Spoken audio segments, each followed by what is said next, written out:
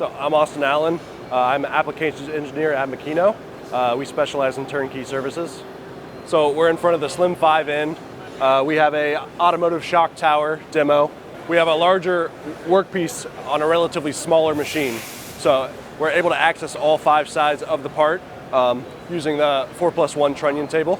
Just for if you have to drill at different angles, complex geometries where you need holes on certain faces.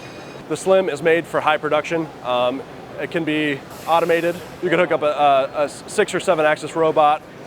We can add auto gantry doors. You can have a gantry style robot, box type automation. We're able to stack the machines very close to each other with a small footprint. In this configuration, the trunnion is plumbed with 4 lines of hydraulics, 1 line of air, able to have custom fixturing to be able to clamp the part, and then also have air seat detect to make sure the part's in its spot. And that's what we have here for the Slim5n.